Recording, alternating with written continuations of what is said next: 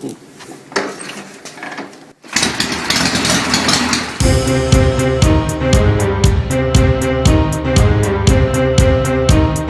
Dirtbike Magazine, Tom White here with the Early Years of Motocross Museum. I'd like to show you my collection, 122 really important bikes from the 10 glory years of motocross, the mid-60s or the mid-70s when the sport came to America.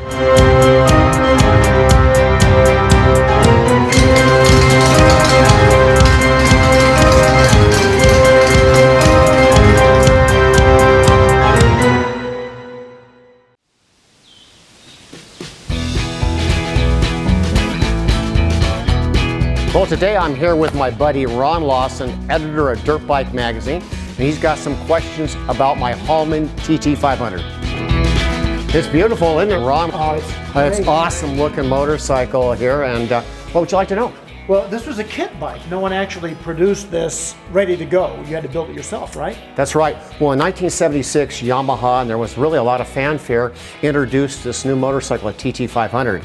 And now Dan and I had started White Brothers in '75. We were really excited about this bike coming out because we thought, what a great opportunity. Well, when they brought the bike out, actually we were pretty disappointed. We expected it to be something that was really very similar to Yamaha monoshock motocross bikes, and they bring out something that's pretty much a trail bike. I'll tell you what, it worked out really good for the aftermarket because it gave us opportunities to build swing arms, all kinds of parts with their different forks, engine kits and all. But it still wasn't at the level where you could really even consider going out and racing a GP. That changed when my friend Lars Larson, working with Torsten Hallman and Hallman Racing, decided to go to a frame maker, Pete Wilkins at ProFab, and have them build a special frame here which would enhance the travel, cut the weight of the bike, and really make it competitive to race in a GP. The worthiness was proven in 1977 when Bent Auberg actually wanted Luxembourg GP on this bike. And I'm very proud to say that the internal engine parts came from White Brothers. Lars actually talked to us. We provided the piston, the cam, valve springs, carburetor settings. It's a really special motorcycle.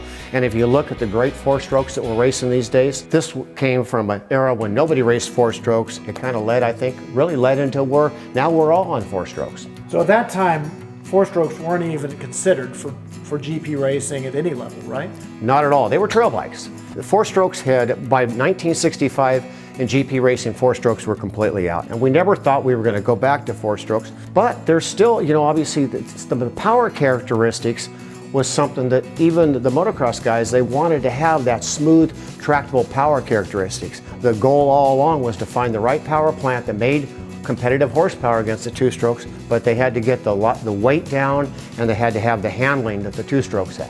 So who actually restored, and where did you get this exact motorcycle? Oh, fun story. It's probably been about 7 or 8 years ago, and I've been a part of AMA's Vintage Days in Mid-Ohio. They have a giant swap meet, possibly the biggest swap meet in all of the collector world. And I'm walking through the swap meet, and I find this. Now, this has been restored since then, but it was yellow at the time. The guy that had built this bike, and again, it was a kit bike back in the day, he picked the finest components.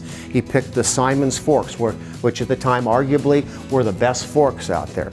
He's got the the YZ Yamaha wheels on the thing, Fox air shocks, and particularly like having the Fox air shocks because Bob and Jeff Fox are friends of mine, and the Fox air shocks were considered as good as it gets. So it had the great components, Magura levers, Renthal handlebars, and but it was rough.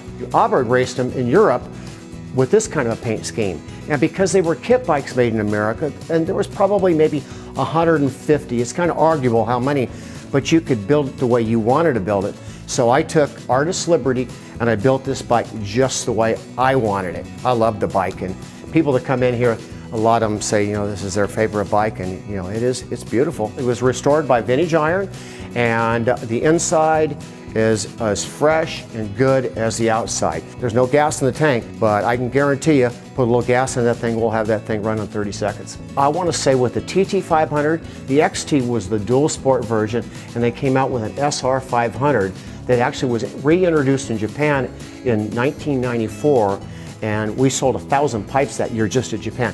But I would say this bike, this whole thing, it probably paid for my house. And I have a big house.